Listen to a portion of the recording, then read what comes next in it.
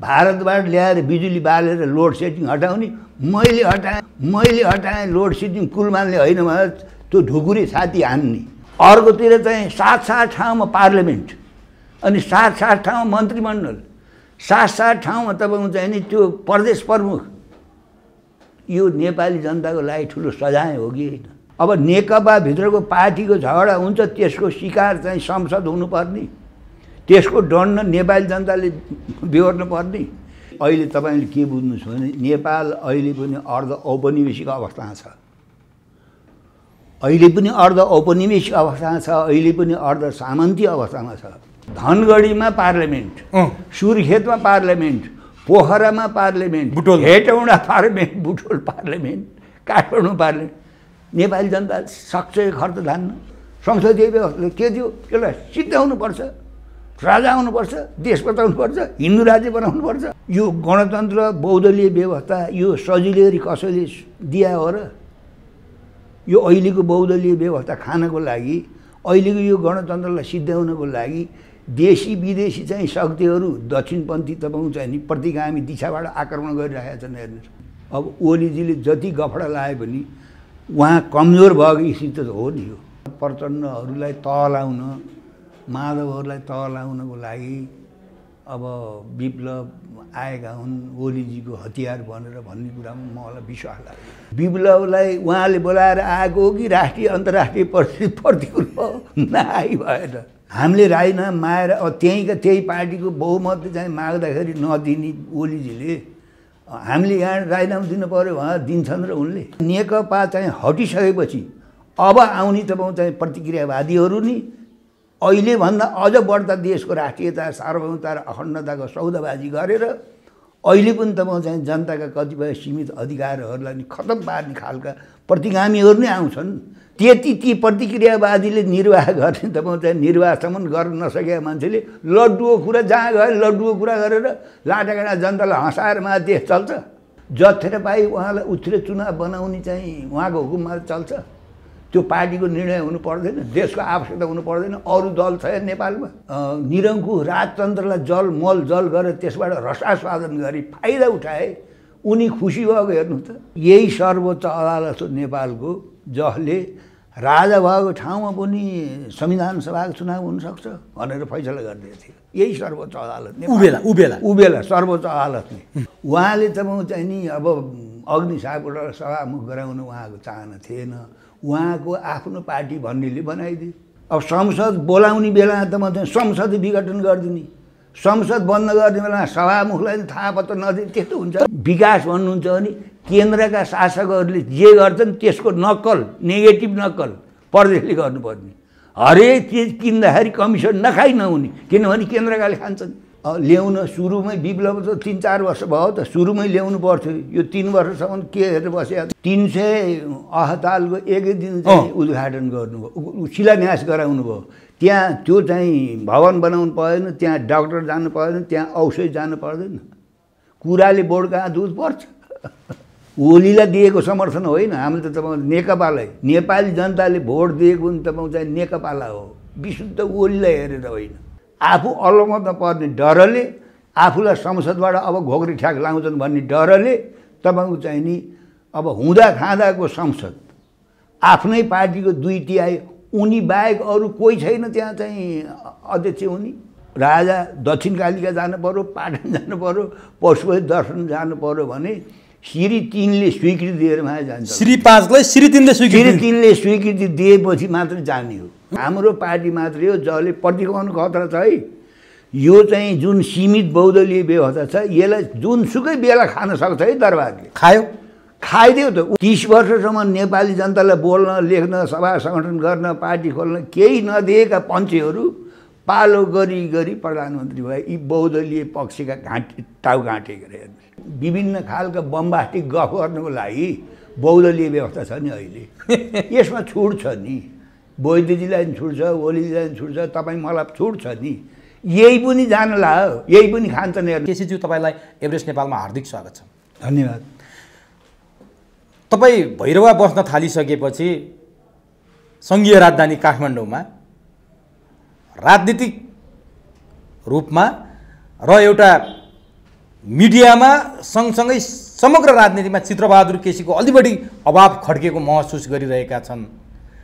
अब तपाईँ साँच्चीकै काठमाडौँ बसेर मिडियासँग, राजनीतिक कर्मी सहकर्मीहरूसँग आफ्ना विचार प्रवाह गर्ने समय कहिले आउँछ, आयो, अथवा तपाईँ भैरवामै बस्नुहुन्छ? मैले यहाँबाट सुरु गरेँ।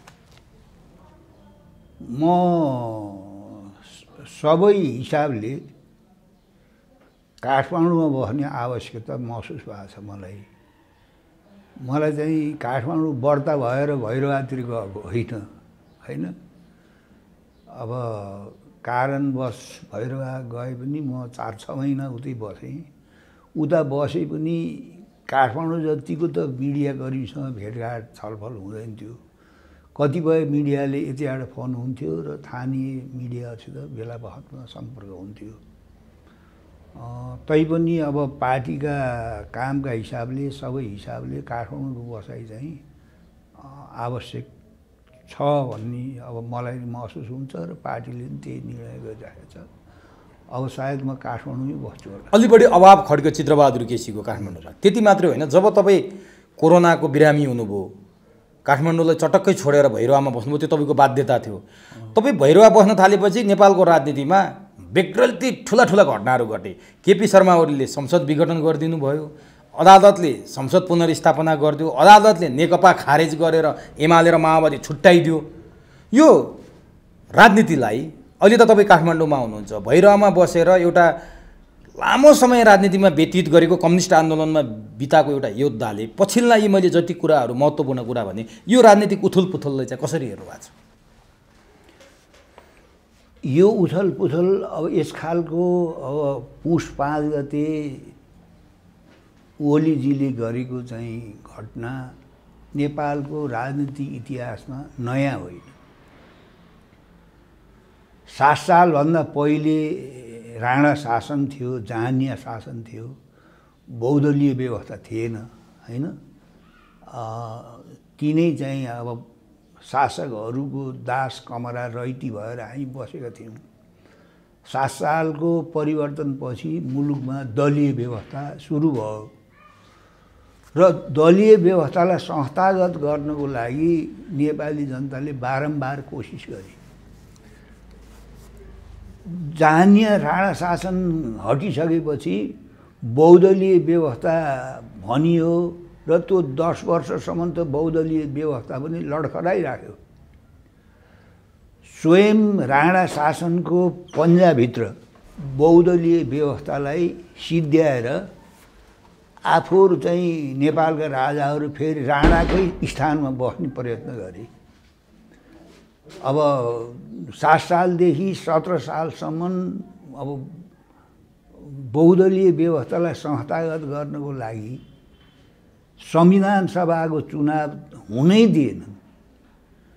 अब यही सर्वोच्च अदालत हो नेपालको, जसले राजा भएको ठाउँमा पनि संविधान सभाको चुनाव हुनसक्छ भनेर फैसला गरिदिएको थियो। यही सर्वोच्च अदालत उबेला सर्वोच्च अदालतले। हेर्नुहोस् है, त्यसो हुनाले अब 15 सालमा गएर राजाकै इच्छा बमोजिमको संविधान बन्यो, राजाको चाहना अनुसारको। र त्यो चाहना अनुसारको त्यो 5 सालको संविधान व्यवस्था के छ भने राष्ट्र प्रमुखलाई देशमा अशान्ति छ, अराजकता छ, आर्थिक सङ्कट छ भन्ने लागेमा, अब राष्ट्र प्रमुखका मनामा लागेमा, हेर्नुहोस् है, अब संसदका 2टै सदन विघटन गर्न पाउने व्यवस्था थियो संविधानमा। त्यो संसदको चुनाव पनि उनले गराउन दिने पक्षमा थिएनन् राजा महेन्द्र। त्यो मन नलागी हेर्नुहोस् है, अब काङ्ग्रेसको नि 20-30 सिट आउला खुब आए। आफ्नै दरबारको चाहिँ दलाली गर्ने, आफ्नो दलालको चाहिँ चाकरी गर्ने कतिपय दरबारिया पार्टीहरू थिए, जसलाई दरबारले नै आर्थिक सहायता दिएर चुनावमा लडाएको थियो 5 सालमा। त्यो काङ्ग्रेसको बढी आए, 20-30 सिट आउला भन्ने थियो राजालाई मना। काङ्ग्रेसलाई पनि त्यस्तै लागेको थियो? काङ्ग्रेसलाई त लागेको थिएन। राणा शासनमा काठमाडौँमा राणा बस्थे भने स्थानीय निकायमा जिम्माल र मुखिया थिए राणाका वफादार, र ती जिम्माल मुखियाको चाहिँ नि रैती थिए त्यति बेला नेपाली जनता। उनको हुकुम, उनको आदेश सबै जनताले गाउँघरमा मान्नु पर्थ्यो। हेर्नुहोस् है, उनीहरूको खेतीपातीमा जानु पर्थ्यो, हामी खेती लगाइदिन, खेती स्याहार्न। त्यसो हुनाले केन्द्रमा राणाहरू थिए। गाउँघरमा जिम्माल र मुखियाको रजाइ थियो। कुनै किसानले जग्गा खरिद गर्यो भने त्यसको भोगतान गर्ने पुर्जी जिम्मालले मुखियाले नदिछ भने उसले त्यो जमिनको चाहिँ आफ्नो हुँदैन थियो। त्यहाँको गाउँघरको तिरो परो उनीहरूले उठाउँथे, उनीहरूले खान्थे। उनले केही प्रतिशत खान्थे, बाँकी त माथि शासकलाई पठाउनु पर्यो नि केन्द्रमा। भर्खरसम्म पनि मुख्य जिम्माल भने त अहिलेसम्म पनि थियो नि। थियो नि, हो, म पनि थाहा पुग्छु। हो, 7 सालको परिवर्तनपछि राणा चाहिँ हटेपछि ती गाउँघरका जिम्माल मुख्य र तराईका जमिनदारहरू काङ्ग्रेसमा सामेल भए पछि। अब उनलाई त शासक बन्नै पर्ने होइन। त्यसो हुनाले ती जति जिम्माल मुख्य थिए तिनले चाहिँ राणा गएपछि राजाको तरफदारी भन्दा सट्ट काङ्ग्रेसमा पसे। काङ्ग्रेसमा पसिसकेपछि के भयो भन्नुहुन्छ भने अब हरेक गाउँका मुख्य जिम्मालका त पन्जामा थिए जनता त रैती त होइन। अब उनीहरू आफ्ना मालिक मुखियाहरू जिम्मालहरू तराईका जमिनदारहरू काङ्ग्रेस भएपछि उनका रैती अब उनले चाहिँ शासन गरेका कहाँ जाने, कसलाई हाल्ने भोट। हेर्नुहोस्, मेरो बुवा चाहिँ गलकोटे राजाको भान्से हुनुहुन्थ्यो। आफ्नो मालिक राजा चाहिँ काङ्ग्रेस भएको हुनाले मेरो बुवा पनि काङ्ग्रेस हुनुभएको थियो। तपाईँको बुवा काङ्ग्रेस, तपाईँ चाहिँ कम्युनिस्ट हो। मैले बुवालाई तपाईँ कसरी काङ्ग्रेस हुनुभयो, कसरी हुनुभयो भने मलाई जो जागिर दिएको राजा गलकोटे राजा मलाई भान्से राखेको आफ्नो मालिक काङ्ग्रेस भएपछि के हुने त। अनि उहाँले भन्नुभयो तपाईँ माया काङ्ग्रेस हुनुभयो कि गाउँका अरूलाई पनि काङ्ग्रेस बनाउनु हो भने मैले बनाउने भन्दा पनि जब चाहिँ काङ्ग्रेस चुनावमा उठ्यो सबैले काङ्ग्रेसलाई भोट दिनुपर्छ भने मैले भन्नुहुन्थ्यो बुवाले। अनि दिए, फेरि दिए। हो, रैती थिए नि, रैती थिए। अब फेरि के थियो भने अब ती सबै रैती, अब ती त्यति बेलाका जिम्मालका रैती होइन, अब राणाका रैती, राजाका रैती, अहिले कोही नेकपाको रैती, काङ्ग्रेसका रैती भए तिनै जनता। खालि मालिक बदलिएको छ। त्यसका प्रणाली, शोषण, हुकुम त्यो बदलिया होइन। त्यसो भएको हुनाले जनता 5 सालमा चुनाव त भयो बहुदलीय व्यवस्थाको। काङ्ग्रेसले चाहिँ 2/3 ल्याइदियो। ल्याउनको कारण त मैले बताएँ तपाईँलाई, सबै रैती भएको छ। तराईका जमिनदारहरूका रैती पनि अब जमिनदार काङ्ग्रेस भएपछि ती जमिनदारको खेत कमाउने ती किसान कहाँ जाने, कसलाई हाल्ने भोट भन्दा आफ्नो मालिकलाई। मालिक को भन्दा काङ्ग्रेस। अनि गाउँघरका चाहिँ मतदाताले अब आफ्नो चाहिँ जिम्माल, आफ्नो मुखिया काङ्ग्रेस भइसकेपछि त्यो मुखियाले कहाँ भन्छ, जिम्मालले कहाँ भन्छ, त्यही खसाल्नु परेन। हेर्नुहोस्, राजा महेन्द्रलाई यो अड्कल थिएन।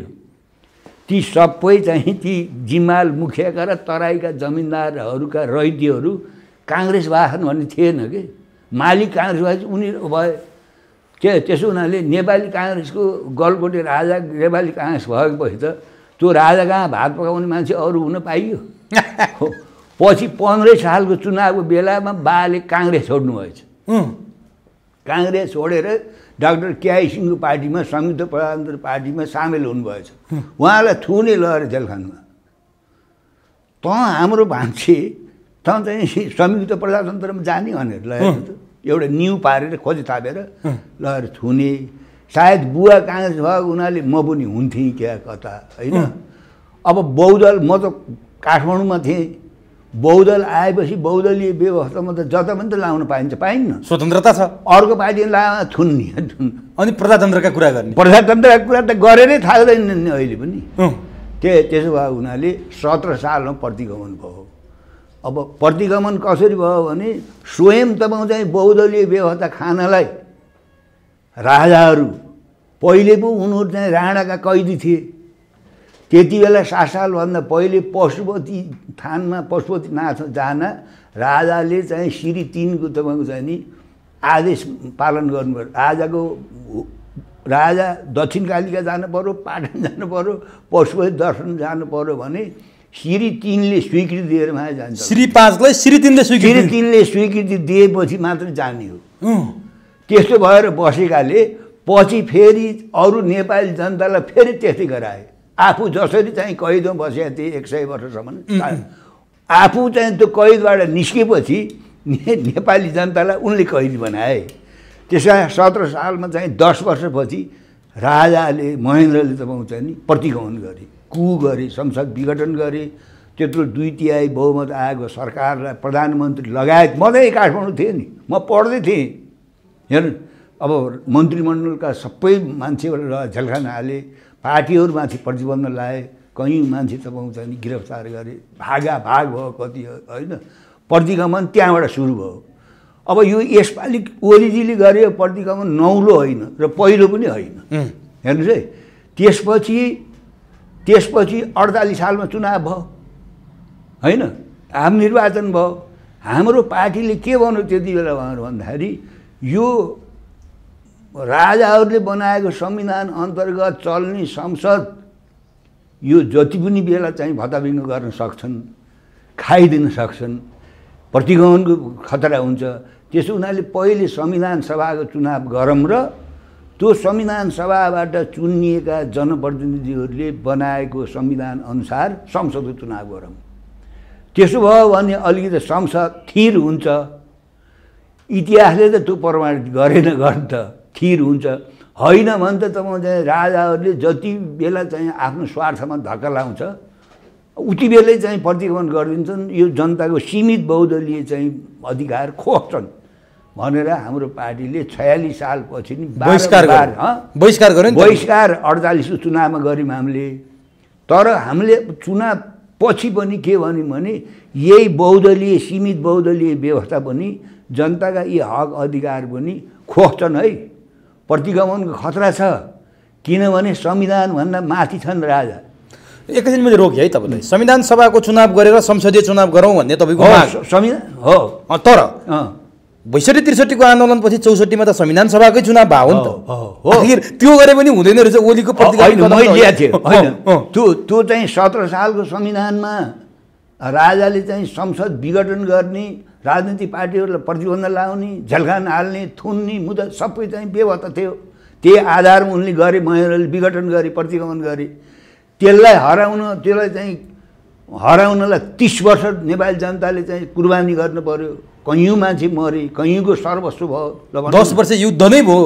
होइन त्यो त पछि 46 पछि भयो नि त। 46 पछि नि के भयो भन्दाखेरि हाम्रो पार्टी मात्रै हो जसले प्रतिगमनको खतरा छ है। यो चाहिँ जुन सीमित बहुदलीय व्यवस्था छ यसलाई जुनसुकै बेला खान सक्छ है दरबारले। खाइदियो त 59 साल गएर खाइदिएपछि र स्वयं शेरबहादुरले बुझाए। हेर्नुहोस् है, शेरबहादुरले चाहिँ अब संसद विघटन गर्नलाई सिफारिस गरे, होइन, र ज्ञानेन्द्र आए त चाहिँ संसद विघटनै गरेर चाहिँ नि अब धड पकड सबै भयो नि प्रतिगमन भयो। त्यसपछि 72 सालको संविधान बनाउने बेलामा नेपालका राजनीतिक पार्टीहरूले पहिले खाएको धोका, जहिले पनि अस्थिरता, अराजकता, राष्ट्र प्रमुखलाई चाहिँ चित्त बुझेन कि तपाईँ चाहिँ संसद विघटन गरिदिने, अनि राजनीतिक पार्टीहरूको सांसदको खरिद बिक्री। त्यस्तो स्थितिमा बाह्य शक्तिहरूको चरम खेलबाड, चलखेल मुलुकमा हेर्नुहोस् अस्थिरता त्यो भएको हुनाले 72 सालको संविधानमा चाहिँ यति सजिलै चाहिँ संसद विघटन गर्न नपाइने। अब 59 सालको तपाईँ चाहिँ संविधान विघटन गर्दा पनि काङ्ग्रेसभित्रको महाभारत थियो। शेरबहादुर देव काङ्ग्रेस फुट्यो त्यति बेला। काङ्ग्रेस फुट्यो मात्रै, काङ्ग्रेसको चाहिँ नि अब भित्र चाहिँ मारामार थियो, होइन। स्वयं गिर्जाले चाहिँ नीति र कार्यक्रम पेश गरेको बेलामा अब 36ले त्यो नीति असफल बनाइदिए, पासै गर्दैनन्, संसदभित्रै पस्दैनन्। अब नीति र कार्यक्रम फेल भयो। बहुमतको सरकार थियो 51 मध्ये अति घोषणा होइन। गिर्जाले तपाईँको चाहिँ नि पार्टीलाई मिलाउन नसकेर झगडा भइसकेको थियो। पार्टीका रिसले, बुझ्नुभयो नि, इतिहास कस्तै दोहोरिन्छ। पार्टीका रिसले पार्टीलाई चाहिँ चलाउन मिलाउन नसकेर उहाँले संसद विघटन गरेर मध्यावधिमा गइदिनु भयो। चुनाव भयो, काङ्ग्रेसले वाङखा, तपाईँ चाहिँ एमाले ठुलो पार्टी भयो। हेर्नुहोस् त्यसपछि अस्थिरता कतिसम्म भयो भने 30 वर्षसम्म नेपाली जनतालाई बोल्न लेख्न सभा सङ्गठन गर्न पार्टी खोल्न केही नदिएका पन्छेहरू पालो गरी गरी प्रधानमन्त्री भए। यी बहुदलीय पक्षका टाउ घाँटेको रे कहिले लोकेन्द्रबहादुर कहिले सूर्यबहादुर हो। ल प्रतिगमन कसरी भइरहन्छ। अब कमसेकम हामीले अहिले 72 सालको संविधानमा के व्यवस्था गरेका छौँ भने चाहिँ विभिन्न चाहिँ नि एउटा श्रेणी पास गरेर मात्रै चाहिँ संसद विघटन गर्न पाइन्छ। 2 वर्षभन्दा पहिले चाहिँ प्रधानमन्त्रीको चाहिँ विरुद्धमा अविश्वास प्रस्ताव ल्याउन पाइन्न। एकचोटि ल्याएपछि अर्को 1 वर्षसम्म लिन पाइन्न। यी जम्मै व्यवस्था त्यहाँ गरेर हामीले संविधान घोषणा गऱ्यौँ होइन। अब मान्निला पो संविधान भयो। अब नेकपा भित्रको चाहिँ झगडा त हो नि, समस्या त हो, हामीले देखेका थियौँ। अब नेकपा भित्रको पार्टीको झगडा हुन्छ, त्यसको शिकार चाहिँ संसद हुनुपर्ने, त्यसको दण्ड नेपाली जनताले बेहोर्नु पर्ने, त्यसको दण्ड पार्टीभित्र भएको झगडाको दण्ड चाहिँ राष्ट्रले बेहोर्नु पर्ने। त्यो इतिहास तपाईँको चाहिँ यसरी दोहोरिरहेछ। र अहिले पनि चाहिँ संविधानमा तपाईँको चाहिँ नि अब प्रधानमन्त्रीले सर्वोच्चमा प्रतिवादी लागेको बेलामा पनि नेपालको संविधान 2072 को यो ठाउँमा टेकेर यसका आधारमा मैले विघटन गरेको भन्ने छैन नि प्रतिवादीमा। सर्वोच्चमा दिएको तपाईँ जवाफमा अन्तर्राष्ट्रिय परम्परा, बेलायतको परम्परा, अरू देशका परम्परा अनुसार संसदमा प्रधानमन्त्रीलाई चाहिँ चित्त बुझेन भने संसद ड्याङ्ग भत्काउन सक्छ। त्यो तर्क न छ, त्यो संविधानै नभएको कुरा, त्यो विघटन गर्न नपाइने कुरा। अदृश्य शक्ति प्रधानमन्त्रीसँग छ भन्ने तर्क छ नि त उहाँहरूको। कसो प्रधानमन्त्री ओलीको अथवा संसद विघटन सही हो भन्नेहरूले अदृश्य शक्ति छ। त्यति बेलाको श्री 3 महाराज, श्री 5 महाराजमा हुने जुन अदृश्य शक्ति थियो त्यो अहिलेको संविधानले प्रधानमन्त्रीलाई दिएको छ।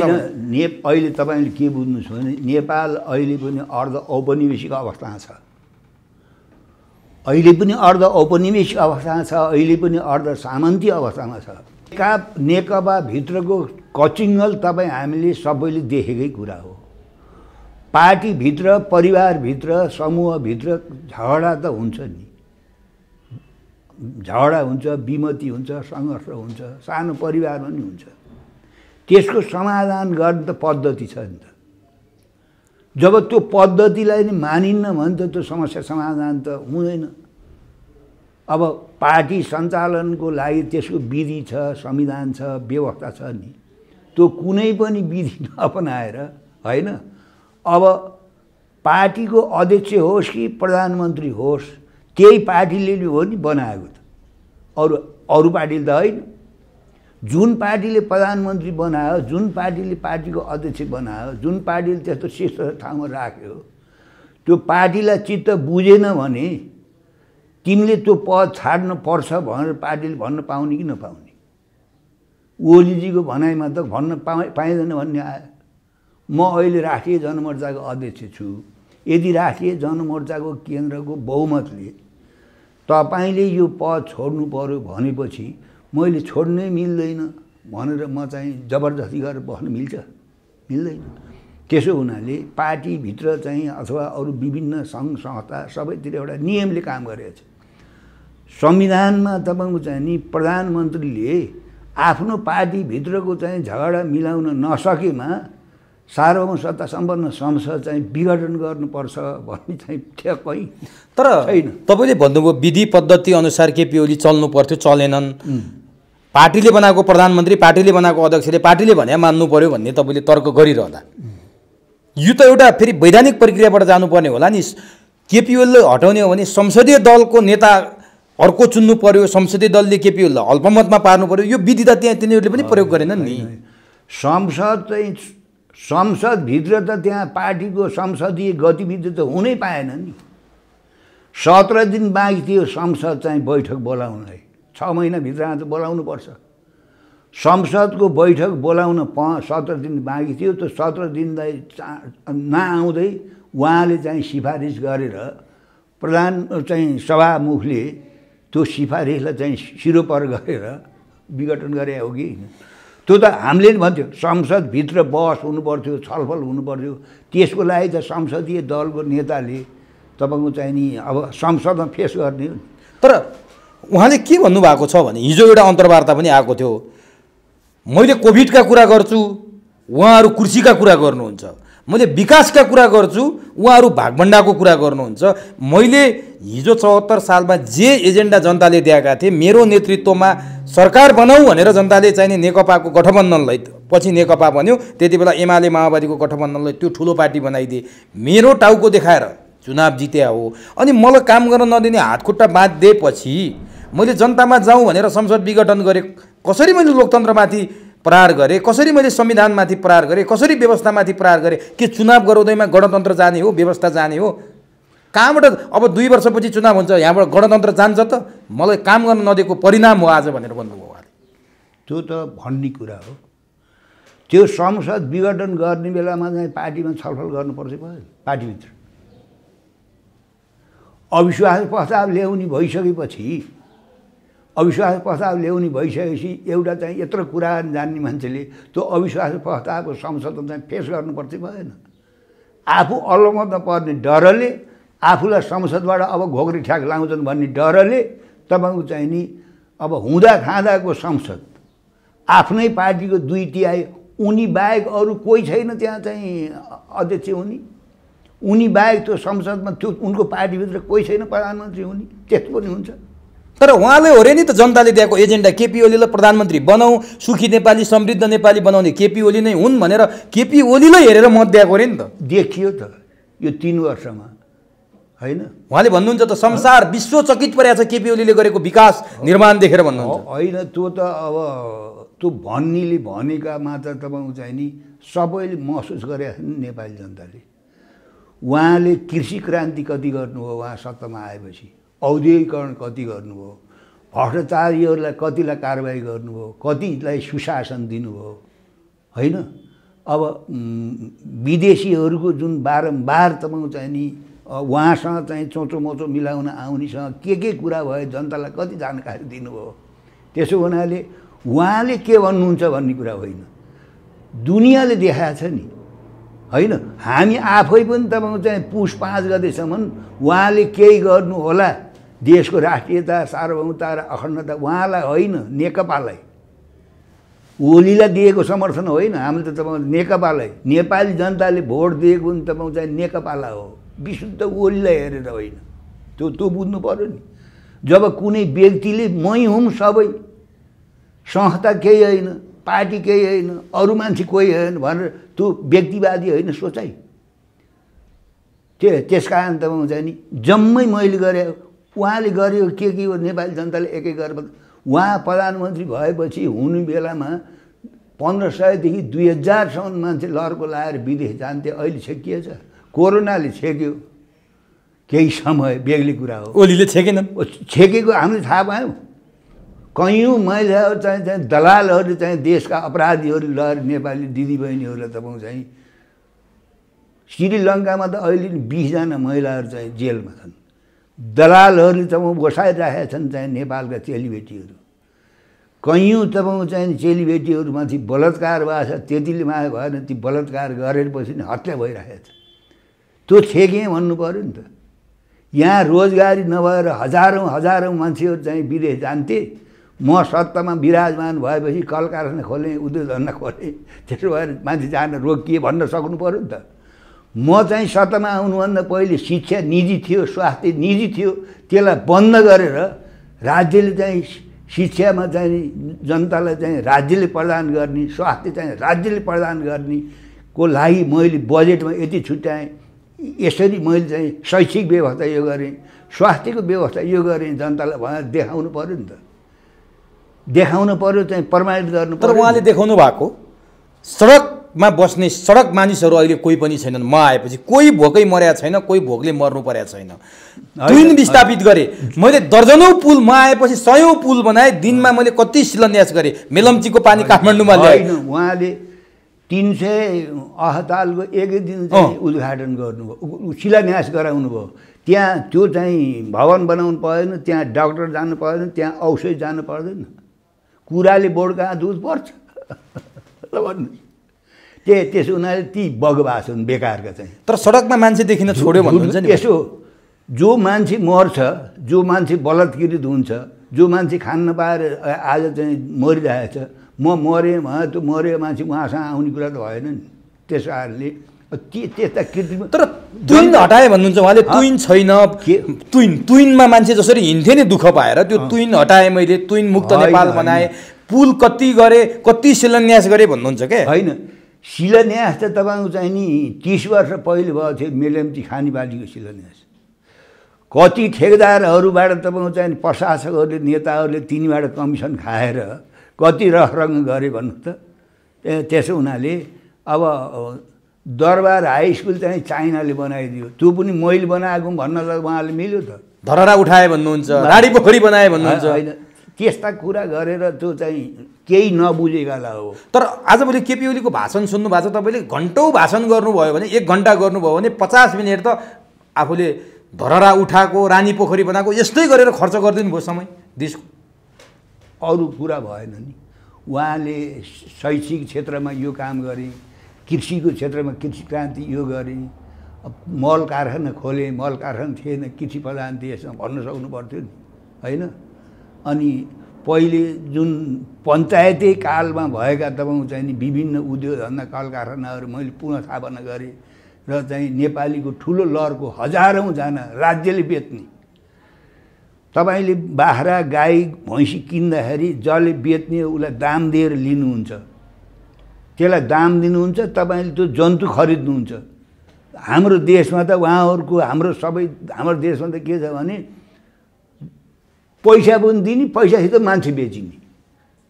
ल हेर्नुहोस्, विदेश शरीर बेच्न जानेहरूले तपाईँको चाहिँ दलालले पैसा लिएर तपाईँको चाहिँ लगातार चाहिँ राम्रो जागिर खुवाउने, राम्रो चाहिँ कमाइ हुने ठाउँमा भनेर अब यहाँ एयरपोर्टबाट जान नपाउनेहरूले तपाईँको चाहिँ विभिन्न च्यानलबाट तपाईँको चाहिँ विदेशमा चाहिँ हजार चाहिँ मानव तस्कर गरिरहेछ, भइरहेछ। त्यो छेकेँ भन्नुपर्थ्यो नि, उहाँले कतिजनालाई छेक्नु भयो, कतिजना पक्राउनु भयो। त्यसो हुनाले त्यो कुरा अर्को एउटा महत्त्वपूर्ण कुरा त गर्नुभयो नि, सीके राउतले जो विखण्डनको कुरा गर्थे, सीके राउतले मूलधारमा ल्याए भन्नुहुन्छ। विप्लव जो द्वन्द्व गर्न कम्सिएका थिए, लगभग भूमिगत अवस्थामा थिए, विप्लवले पनि शान्तिपूर्ण राजनीतिमा अवतरण गराउनु भयो। यो कुरा त गर्नुभयो नि। यसभन्दा पहिले पनि उहाँहरूले झापामा चाहिँ नयाँ जनवादी क्रान्ति गर्न उत्पाद गर्नुभयो। त्यति बेलाका शासकहरूले त उहाँहरूलाई ल्याए त बहुदलीय व्यवस्थामा। अब 51 देखि चाहिँ नि 59 सम्म चाहिँ नेपालमा नयाँ जनवादी क्रान्ति गर्नु भएर अहिलेका तपाईँको चाहिँ माओवादी साथीहरूले उत्पाद गर्नुभएको थियो त। त्यति बेला गिर्जाले ल्याए भनेर त्यही व्यापार भएको थियो त। त्यसो भएको हुनाले यसपालि उहाँले चाहिँ सीके रावतलाई ल्याउनु भयो, उसलाई चाहिँ ल्याउनु भयो विप्लवलाई उहाँले बोलाएर आएको हो कि राष्ट्रिय अन्तर्राष्ट्रिय परिस्थिति प्रतिकूल भयो? नआइ भएन। यही बेला नेकपा उहाँ आउनुभएकोमा मैले राम्रो मानेको छु, हुनु भएन? यसभन्दा पहिलेकाले जुन उग्र गतिविधि गरे तिनीहरूले देशलाई दिएको के हो? त्यस कारणले त्यही इतिहासलाई निरन्तरता दिइरहेका थिए, दिन खोजेका थिए। तर अब सबै स्थिति हेर्दाखेरि त म चाहिँ अहिले आउनु पर्ने स्थिति देखेर आएकोमा चाहिँ नि उहाँले फकाएर ल्याएको भए त त्यत्रोलाई वारेन्ट किन गरेको? त्यतिका जानलाई जेलखाना किन हालिदिएको त उसो भए? त्यसो भएको हुनाले राष्ट्रिय अन्तर्राष्ट्रिय परिस्थिति प्रतिकूल भयो। जति ठुल्ठुला कुरा त पहिलेकाले नि गरेछन्। झापाका तपाईँको चाहिँ नि गतिविधि गर्दा पनि त्यस्तै ठुल्ठुला कुरा गरेको थिए, छोइ नसक्नु कुरा। अनि चाहिँ 51 देखि उसम्म गरेर आएका नयाँ जनवादी क्रान्ति गर्न गएकाहरूले के ल्याएर आएर नेपाली जनतालाई के दिए? अहिले के छ अभिगत? विप्लव आउनुको पछाडि कुनै रहस्यमय कुराहरू हुनसक्छ, किनभने त्यो 3 बुँदे सम्झौता तपाईँले हेर्नु भएको छ, त्यो अलिक पुरा भएन, अपूर्ण छ, ठोस भएन। सार्वजनिक हुने, शान्तिपूर्ण राजनीतिमा आउने, बन्दीहरू रिहाई गर्ने, हतियारको कुरा उठेन भनेर एक थरीले आवाज उठाइरहेछन्। विप्लवले त हतियार छ पनि भने कुराहरू सार्वजनिक भइरहेछन्। त्यो ठोस भयो, मूर्त भयो जस्तो लाग्छ, अथवा अदृश्यमा कुनै अप्राकृतिक सम्झौता हुनसक्छ? के लाग्छ तपाईँलाई? होइन, तपाईँको चाहिँ अब नेपालमा कस्ता मान्छे बसेका छन्, कस्ता मान्छेले के गतिविधि गरेका छन्, त्यो स्वयं सरकारमा भन्नलाई पनि थाहा छैन। थाहा छ र छैन? जब जसले त्यो गतिविधि गरेको थियो, अब त्यो गतिविधि गरेकाले हामीसँग हतियार छैन भनेर भनिसकेपछि त अब उहाँहरू शान्तिपूर्ण गतिविधिमा आएपछि त ती हतियारले के गर्छ? त्यही हतियार उहाँहरूलाई भालुको कम्पारो हुन्छ। पछि तपाईँको चाहिँ खोलाले बगा भन्नुपर्ने दिन आउँछ, कसैले खोज्यो भने प्रचण्डले हिजो भने त्यही त्यसो भए हुनाले अब विप्लवजीहरू आएकोमा चाहिँ हाम्रो कुनै आपत्ति छैन, हामीले त राम्रै मानेका छौँ। अहिले राष्ट्रिय अन्तर्राष्ट्रिय परिस्थिति प्रतिकूल छ, उहाँहरूले हामीले सशस्त्र सङ्घर्ष गरेको होइन, त्यसमा हामीले विश्वास गर्दैनौँ भन्ने कुरा पनि छ। त्यसो कारणले अब ओलीकै पालो ओलीजी हटेर अर्को कुनै एबिसी जेट आयो भने उसले तपाईँको चाहिँ नि उहाँहरूलाई आउन परेको ल्याएर यो मैले ल्याएको त भने छाती त पिट्थ्यो त होइन। ल्याउन सुरुमै विप्लव त 3-4 वर्ष भयो त, सुरुमै ल्याउनु पर्थ्यो। यो 3 वर्षसम्म के हेरेर बस्यो? त्यसो भए नेकपाभित्र जति बेला विवादको चरम उत्कर्षमा पुगेको थियो, विप्लवलाई शान्तिपूर्ण रूपमा अवतरण गरियो, त्यो कतै प्रचण्डलाई तनाव दिन अथवा प्रचण्डमाथि प्रहार गर्न विप्लवको कानमा बन्दुक राख्न खोजे त होइनन् केपी ओलीले? त्यो मैले विश्वास गर्दिनँ। त्यो कतिपयले यसरी पनि विश्लेषण गरे। त्यो चाहिँ कुरा प्रजातान्त्रिक अधिकार भएला कुरा नाना थरी मान्छेले गर्छन्। त्यसो उनीहरूले तपाईँ चाहिँ प्रचण्डहरूलाई तलाउन अब विप्लवले चाहिँ प्रचण्ड विरुद्धमा गतिविधि गर्न चाहिँ आएका हुन् यहाँ भन्ने कमसेकम मैले पत्याउनु। त्यो किन भने नि एक थरीले तर्क गरिरहेछन्, अर्को थरीले तर्क गरिरहँदा विप्लवले कपिल वस्तुको एउटा कार्यक्रमबाट प्रचण्डमाथि प्रश्न उठाए, क्यान्टोनमेन्टको 19 अर्ब खोइ भनेर विप्लवले प्रश्न उठाए। कहीँ कतै यसको कनेक्सन त छैन भन्ने कुरा बुझ्न थालियो क्या? होइन, मान्छेले तर्क वितर्क त सबै गर्छन् होइन। त्यस कारणले चाहिँ अब प्रचण्डहरूलाई तलाउन, माधवहरूलाई तलाउनको लागि अब विप्लव आएका हुन्, ओलीजीको हतियार बनेर भन्ने कुरामा मलाई विश्वास लाग्छ। तर प्रचण्डसँगै हुँदासम्म केपी ओलीले किन यो इच्छा प्रकट गरेनन्? जुन कुरा अघि तपाईँले उठाउनु भयो, 3 वर्षसम्म किन भएन, अहिले किन भयो, प्रचण्ड हुँदासम्म किन भएन? केही दिन अगाडि, केही समय अगाडि प्रचण्डले केपी ओलीले प्रतिबन्ध लगाएका हुन्, त्यही कारण मेरो केपी ओलीसम्म असहमति थियो, विप्लवलाई प्रतिबन्ध नलगाऊ भन्दै लगाए भन्ने प्रचण्ड त्यही छन्। अनि प्रचण्ड हुँदासम्म त्यो वार्ता सम्भव नहुने, जब प्रचण्ड र केपी ओलीको किताकाट भयो यो सम्भव भयो। त्यसकारण होइन, दुई थरी नै कमजोर भएको बेला चाहिँ आउन सक्छन्, ल्याउन पर्ने। अब ओलीजीले जति गफडा लाए पनि उहाँ कमजोर भएको स्थिति त हो नि यो होइन। त्यस्तै तपाईँको चाहिँ नि प्रचण्डहरूले चाहिँ नयाँ जनवादी क्रान्ति गर्ने उहाँ त्यत्रो सशस्त्र गतिविधि गरे होइन। तर आखिरी त देशबाट सामन्तवादको समूल नष्ट त भएन। शक्ति केन्द्रहरूको तपाईँको चाहिँ चलखेल त यहाँ घटेन, बरु बढेर गयो। भन्न त जे भने पनि भयो।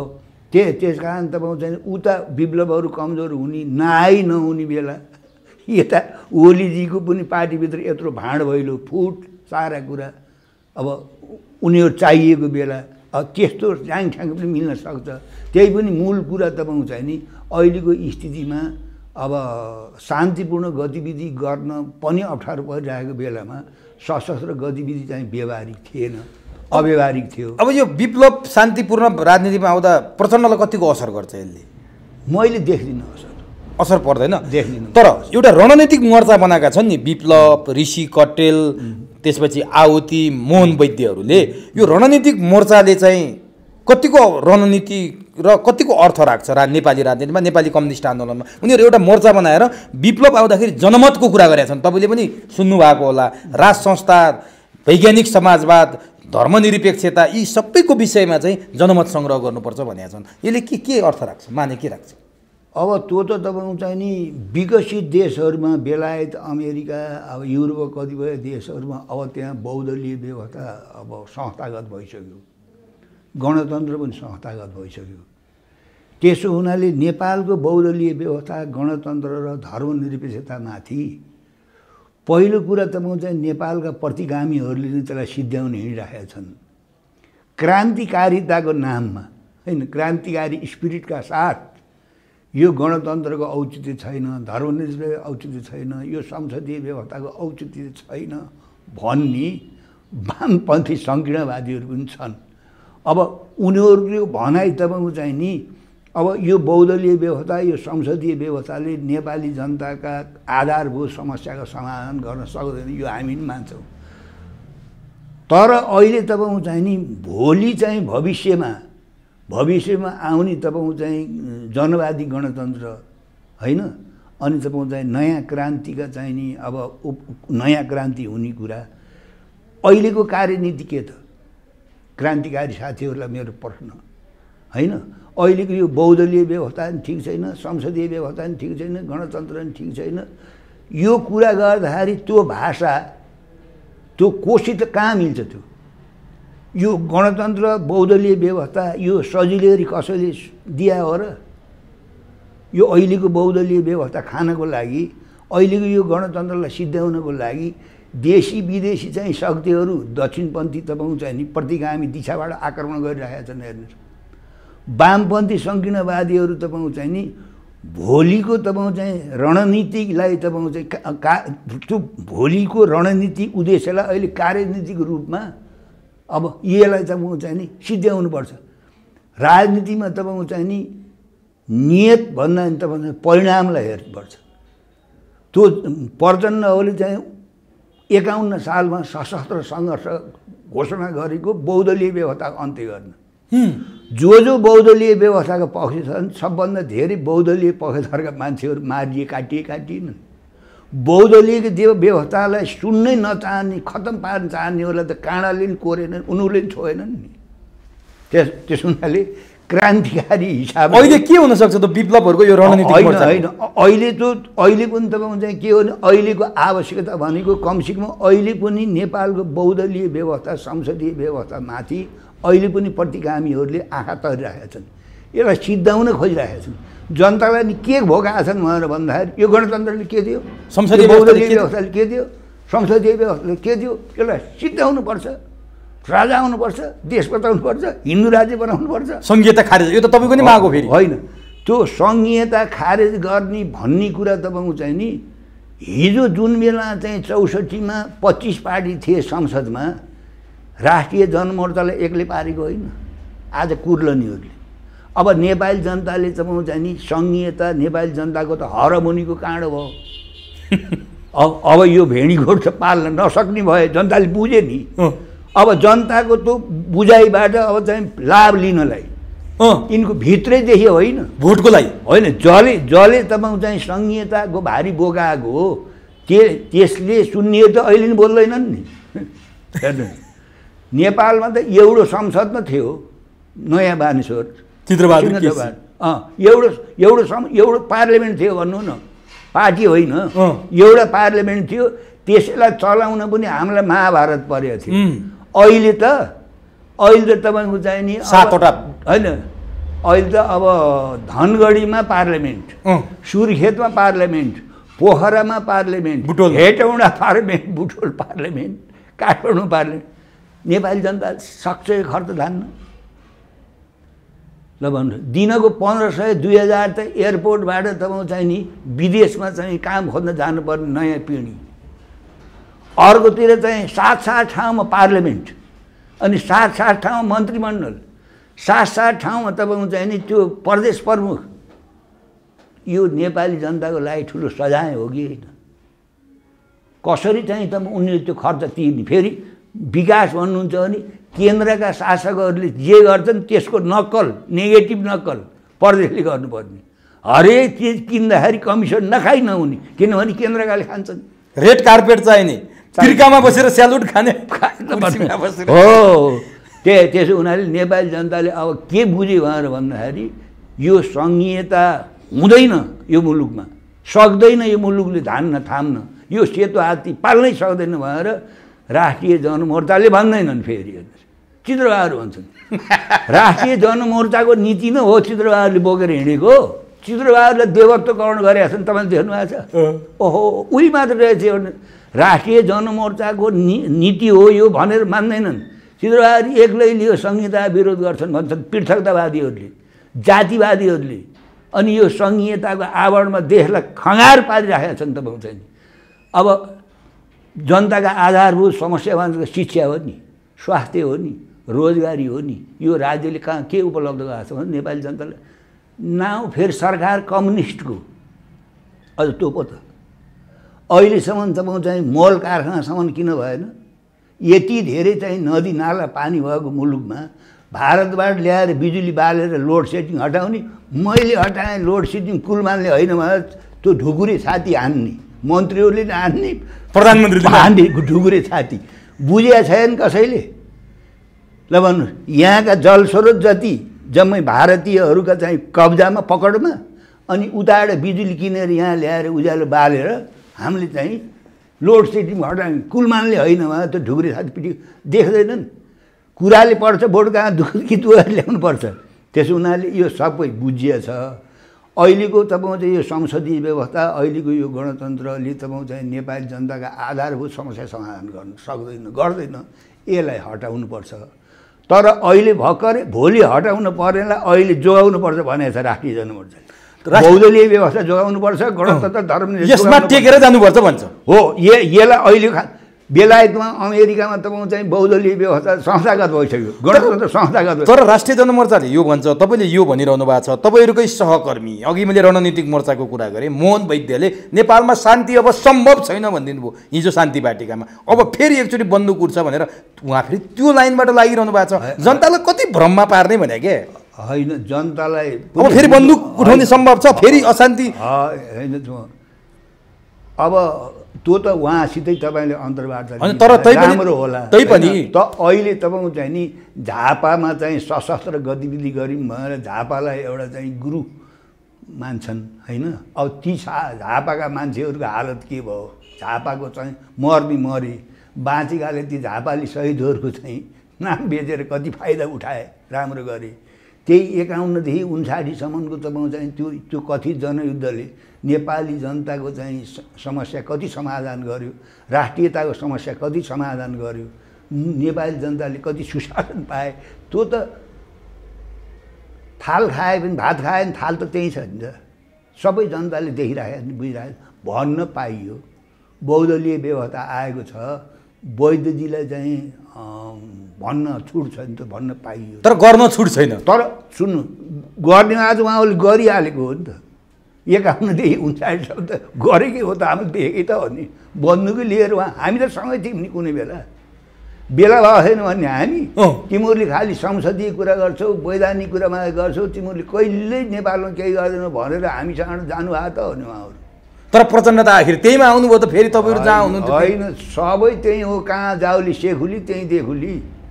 त्यो फेरि चाहिँ संसदमै आएर हो नि लडाइँ त। अब चुनावको खेती गर्न परेपछि र तिनै शक्ति राष्ट्रहरूले चाहिँ नि तिम्रो अनुकूलको सरकार बनाउँछौँ भन्न परेपछि नयाँ जनवादी क्रान्ति भयो त त्यो। तर वैद्य त आउनु भएन नि, विप्लव त आउनु भएन। होइन, वैद्यजी पनि त्यो चाहिँ चुनावमा चुनावमा जानुभएको थियो समानुपातिकमा। होइन, 74को कथेर चुनावमा भाग लिनु। उहाँहरू अलमल हुनुहुन्छ।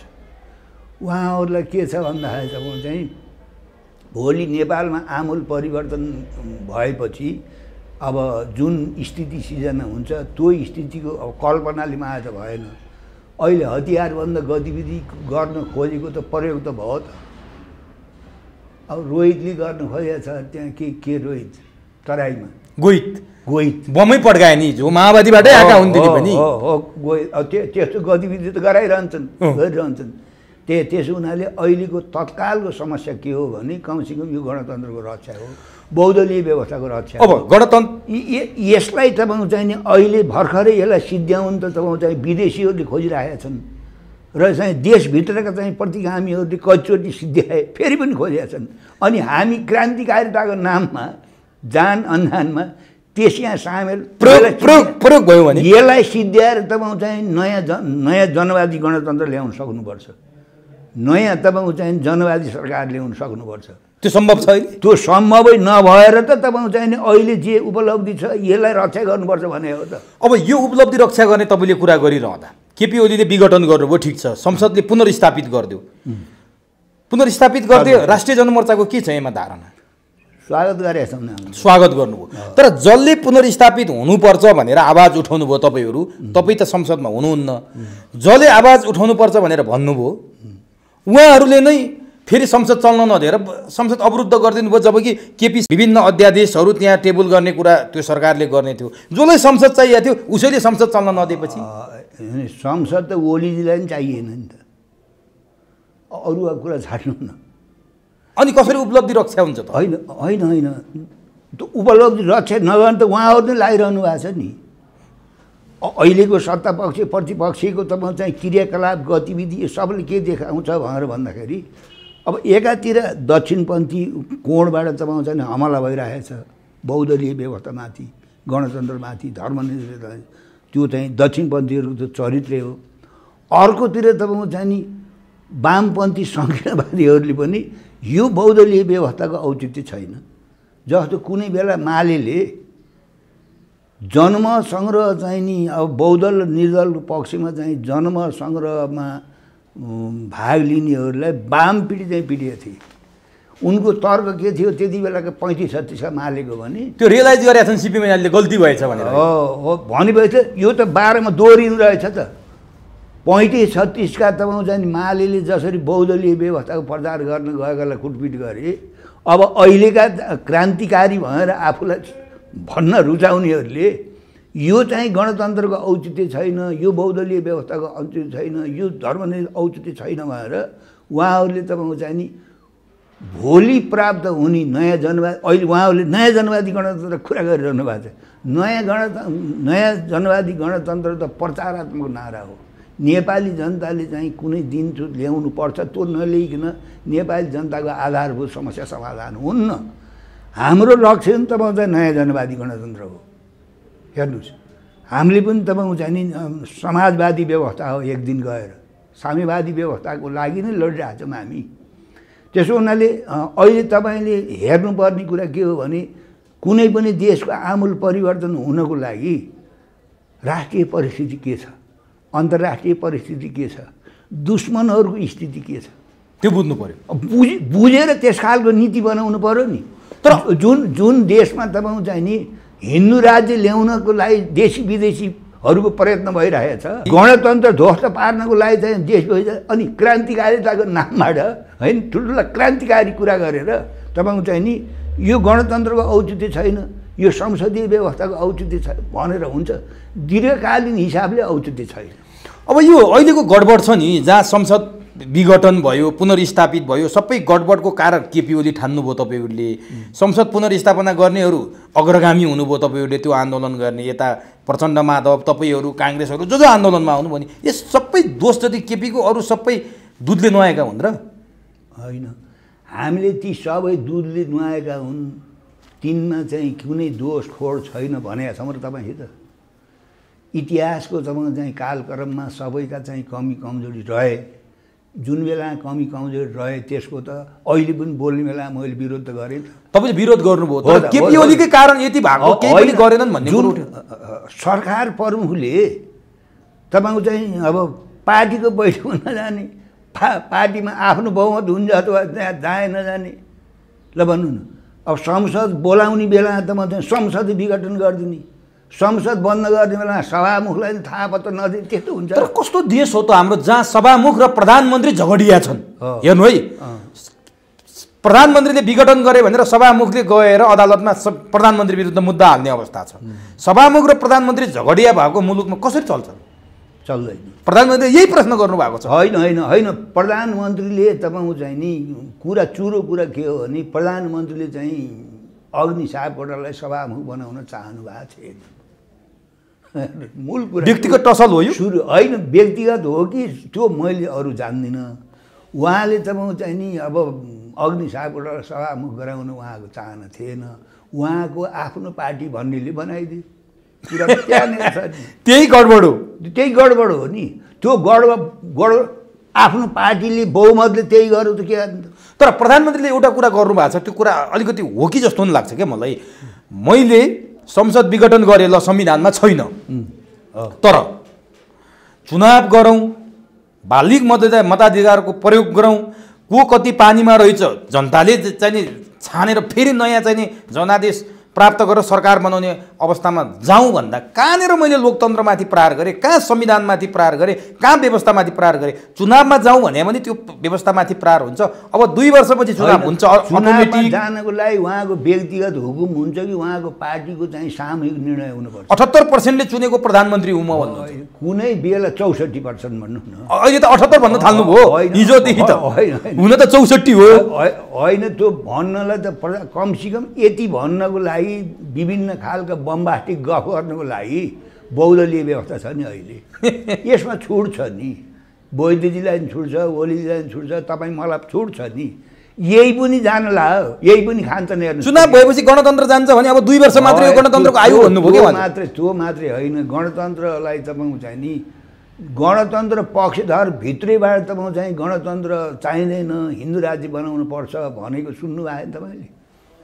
छिमेकीहरूले तपाईँको चाहिँ नेपालमा चाहिँ हिन्दू राज्य बनाउनु पर्छ भनेर सुन्नुभएको छैन? त्यस कारणले नेपालमा तपाईँको चाहिँ नि यो अहिलेको यो बहुदलीय व्यवस्था, यो चाहिँ गणतन्त्र, धर्मनिरपेक्षता, यसमाथि तपाईँको चाहिँ नि आक्रमण भइरहेको बेलामा आफूलाई क्रान्तिकारी भनेर नथाक्नेहरूले समेत अब यसको औचित्य छैन भन्न थालेपछि कहाँनिर भेट हुन्छ? दक्षिणपन्थी र तपाईँ सङ्कीर्ण उग्रवादीहरूको भेट कहाँनिर हुन्छ? त्यहीँनिर हुन्छ भेट।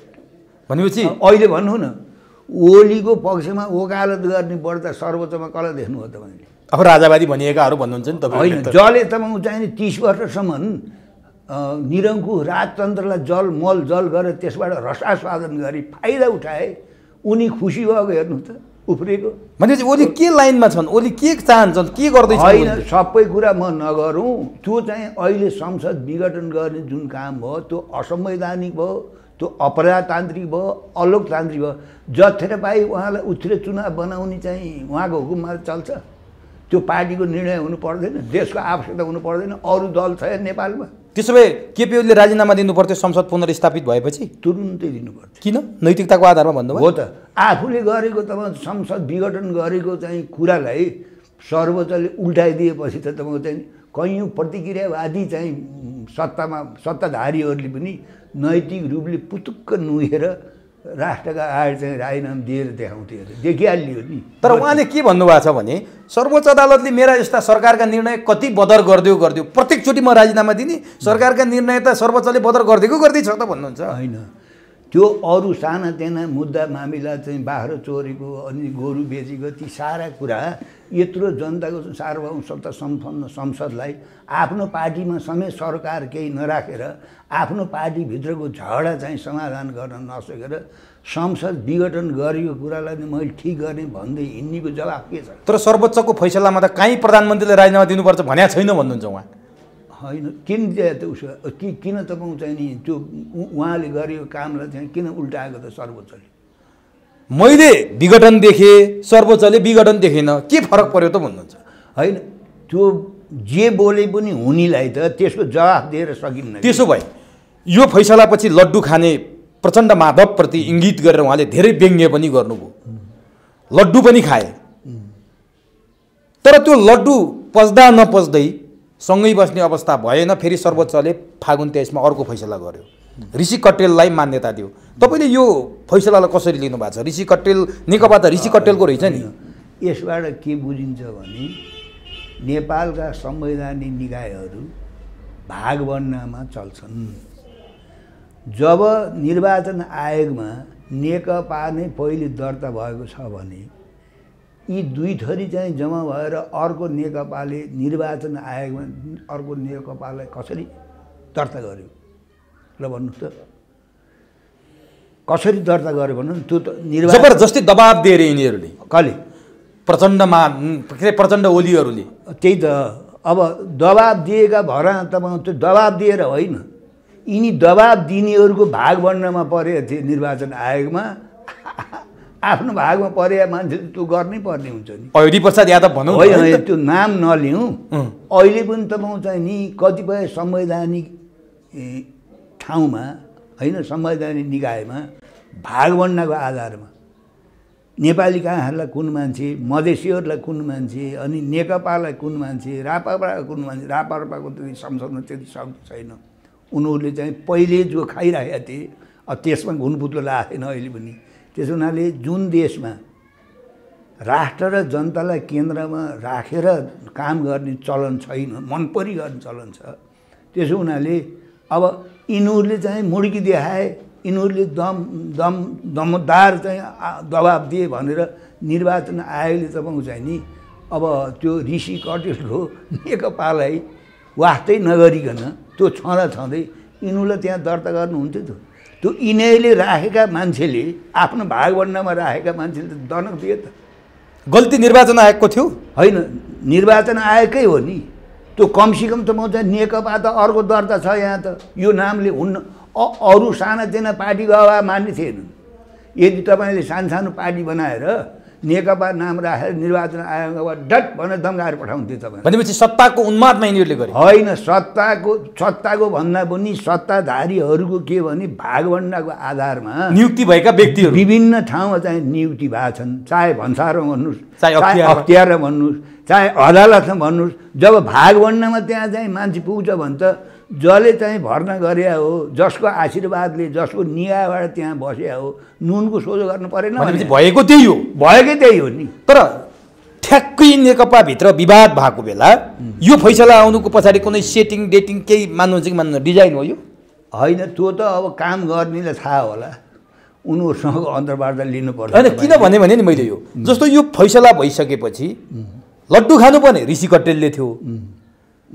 माधव प्रचण्डले पहिले लड्डु खाएर व्यङ्ग्यवान भइसकेको थियो माधव प्रचण्डलाई तर है अरू सुन्नु त्यो लड्डु खाएको कुरा चाहिँ ठुलो कुरा होइन तर केपी ओलीले ठुलो बनाइदिए होइन त अरू नभए चाहिँ के गरौँ त्यही हो नि गर्नु त अरू विषय नै छैन अरू स्थिति नै छैन त्यो सामान्य थियो लड्डु होइन होइन त्यो त्यति ठुलो इस्यु गराउनु त अरू विषय नभएर हो नि त त्यसो हो भने आफू उहाँ त हारेकै हो नि त नैतिक रूपले अलिकतिसम्म इज्जत हुने नैतिकता हुने भने त बुर्जुवाहरूले पनि प्रतिक्रियावादीहरूले सिंहदरबारमा बिजुली सडेर आउला कीर्तिनिधि विष्टले राजीनामा दिए हो कि होइन त्यो केशरबहादुर विष्टले त्यहाँ चाहिँ रङ्गशालामा त्यति ती प्रतिक्रियावादीले निर्वाह गर्ने तपाईँ चाहिँ निर्वाहसम्म गर्न नसकेका मान्छेले लड्डुको कुरा जहाँ गयो लड्डुको कुरा गरेर लाटाकाँडा जनतालाई हँसाएर देश चल्छ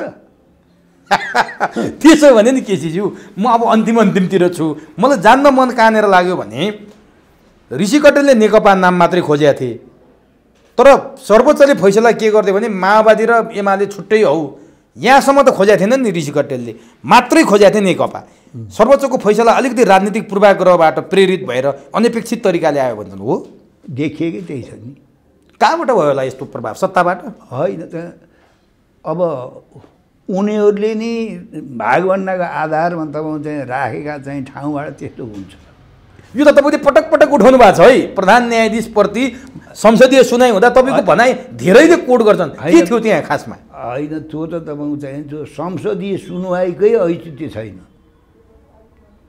22जना चाहिँ सांसदहरू छन् 21जनाले यो मान्छे बेठिक छ भनेर भने पनि त्यो लागु हुन्छ त्यो त नरको चित्त बुझाउनलाई लुती कुकुर भुक्छ भन्छन् नि कुकुर पालेर रहेछ भनेर भुकेर तपाईँ चाहिँ नि कुकुर रहेछ भन्ने पार्ने त्यो संसदीय सुनवाईले चाहिँ हटाएको एउटासम्म मान्छे तपाईँले देख्नु भएको छ अहिलेसम्म जतिसुकै भ्रष्टाचारी जतिसुकै अयोग्य जतिसुकै नालायक भयो त्यो त देखाउन हो त अमेरिकाको नकल गरे हो नि त्यो त त्यसको औचित्य छैन के औचित्य भयो त 22जना सांसद छन् सुनवाई समितिमा अब 22जना लियो मान्छे हुन्न भने पनि त्यो चाहिँ लागु हुन्न त्यो म त सुनवाई समितिमा बसेको मान्छे हो नि तपाईँले त्यो देख्नु भएको छ नि प्रधान न्यायाधीश देखेको मात्रै होइन मैले कहीँ मतभेद राखेँ कहीँ विवाद गरेँ त्यस हुनाले मूल रूपमा यो संसदीय व्यवस्थाले ठुला ठेकेदारहरू तस्करहरू ठुला व्यापारीहरू मेडिकल माफियाहरू शैक्षिक माफियाहरू उनीहरूले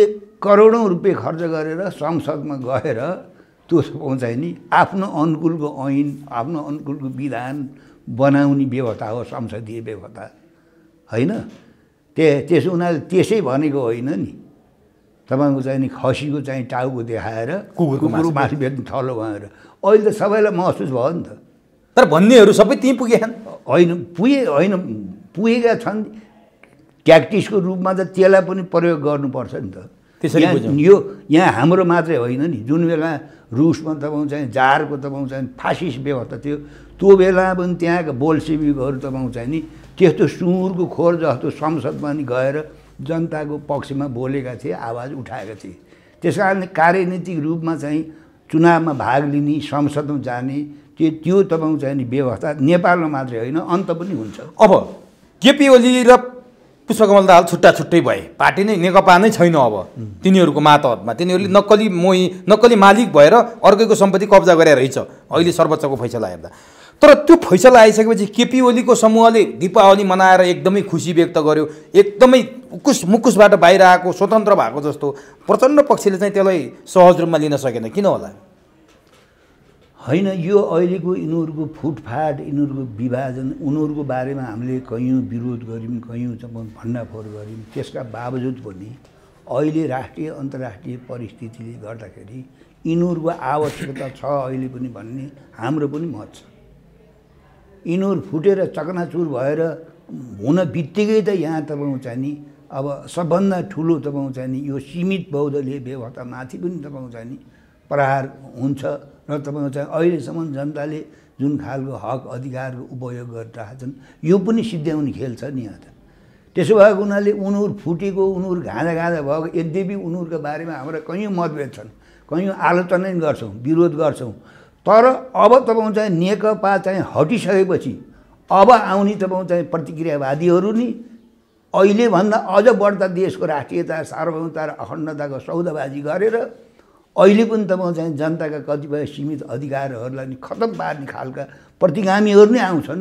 त्यसो भएर अहिले पनि हाम्रो मत के हो भने यिनीहरूकै सरकार बन्नुपर्छ भन्ने अहिले पनि माओवादी र एमालेकै सरकार बन्नुपर्छ भनेर कमसेकम तपाईँ एउटा पार्टी नभए पनि तपाईँ चाहिँ नि यो रिसको मात्रै कुरा गरेर त भएन नि।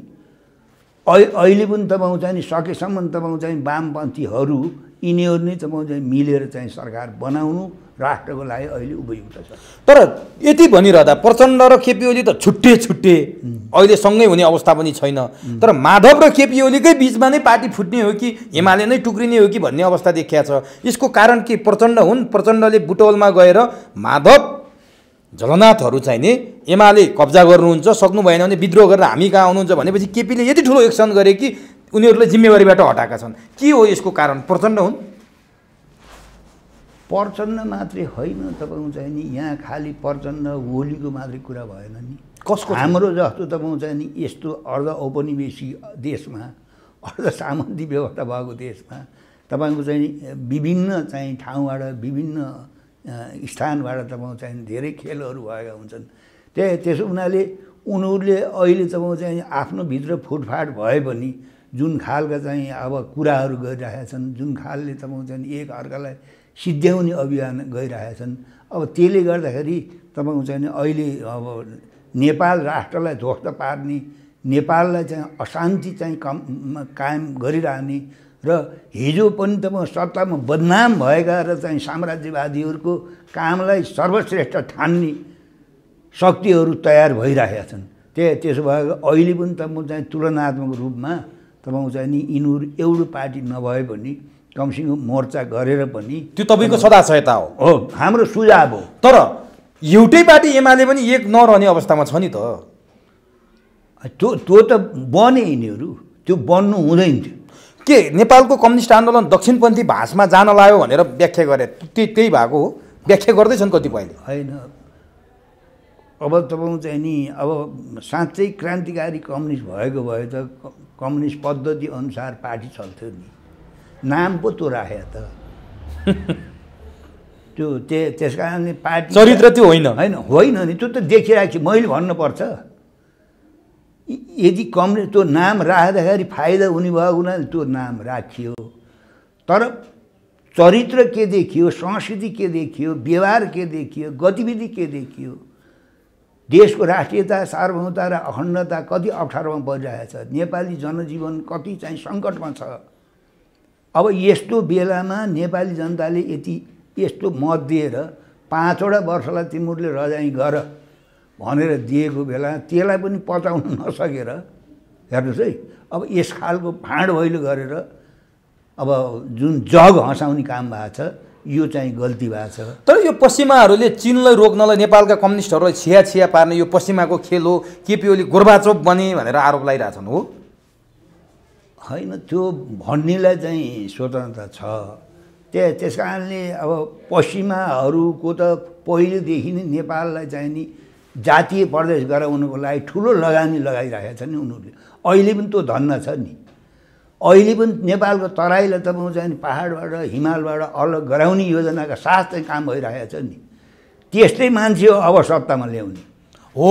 अब सत्तामा ल्याउने अन्तिममा म तपाईँसँग यो विषयमा बहस गर्छु। सत्तामा ल्याउनलाई प्रचण्डले जसरी कम्फर्टेबल सरकार भनेर विवादमा आए नि माओवादी नेपाली काङ्ग्रेस र जसपाको गठबन्धन बनाएर यता केपी ओलीले पनि महन्त ठाकुर रोज्ने यताबाट पनि महन्त ठाकुर रोज्ने कि महन्त ठाकुर तपाईँले भने जस्तै महन्त ठाकुर सत्तामा आउनला हुन् अब होइन त्यो कसैको व्यक्तिगत नाम लिन भन्दा पनि तपाईँ चाहिँ यिनका क्रियाकलापले यिनका गतिविधिले नेकपाका नेताहरूका गतिविधिले अब आउन नहुने कुरा के भयो त ल्याउने नै भयो नि कम्फर्टेबल सरकार भने त होइन जति काम तपाईँ चाहिँ नि कम्फर्टेबल सरकारबाट ल्याउन सक्थे उति त यिनीहरूबाट त कम हुन्थ्यो भनेपछि त्यो कम्फर्टेबल सरकार बन्ने दिशातर्फ जाँदैछ अब हाम्रो मुलुक जान्छ त्यो भयो भने नेपालको भविष्य कस्तो हुन्छ नेपालको भविष्य सके सिक्किम हुन्छ यदि त्यो भएन भने तपाईँ चाहिँ नि